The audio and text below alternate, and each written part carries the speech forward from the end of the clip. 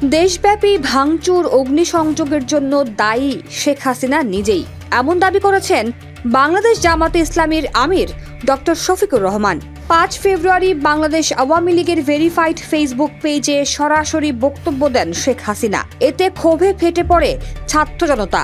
সেই প্রেক্ষিতেই শুরু হয় দেশ জুড়ে বুলডোজার কর্মসূচি। ডক্টর শফিকুর রহমান ৫ ফেব্রুয়ারি রাত ১১:৩০টায় নিজের ভেরিফাইড ফেসবুক পেজে একটি স্ট্যাটাস দেন। সেখানে লেখেন, সার্বিক পরিস্থিতির জন্য পালিয়ে যাওয়া ফ্যাসিস্ট শেখ হাসিনার উস্কানি মূলত দায়ী। তিনি আরও লেখেন, মনে রাখতে হবে শেখ হাসিনা কখনোই বাংলাদেশের মানুষকে অন্তরে ধারণ করে না, এটি তার ঘৃণিত স্বভাব। এর আগে ওই পেজে আরও একটি স্ট্যাটাস দেন তিনি।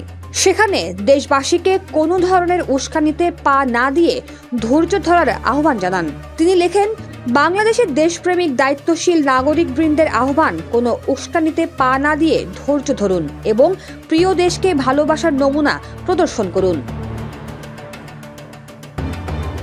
এদিকে বাংলাদেশের ছাত্র সমাজের উদ্দেশ্যে সরাসরি বক্তব্য রাখছেন আওয়ামী লীগের সভাপতি, বঙ্গবন্ধু কন্যা জননেত্রী দেশরত্ন শেখ হাসিনা শিরোনামে বাংলাদেশ আওয়ামী লীগের ভেরিফাইড ফেসবুক পেজ থেকে সরাসরি কথা বলেন শেখ হাসিনা। ৫ আগস্ট দেশ ছেড়ে ভারতে আশ্রয় নেওয়ার ঠিক ৬ মাস পর প্রথমবারের মতো সরাসরি বিবৃতি দিলেন তিনি।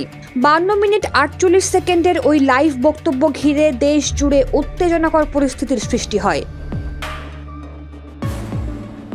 রাজধানীর ৩২ নম্বরে অবস্থিত শেখ মুজিবুর রহমানের বাড়ি ভাঙচুর ও অগ্নিসংযোগ দিয়ে শুরু হয় কর্মসূচি। এরপর বিক্ষোভ ছড়িয়ে পড়ে দেশের বিভিন্ন জায়গায়। আওয়ামী লীগ সংশ্লিষ্ট ব্যক্তিদের বাসভবন, শেখ মুজিবুর রহমানের মুরাল থেকে শুরু করে বিভিন্ন শিক্ষা প্রতিষ্ঠানে শেখ পরিবারের নাম সংশ্লিষ্ট স্থাপনা গুড়িয়ে দেয় বিক্ষুব্ধ ছাত্র জনতা।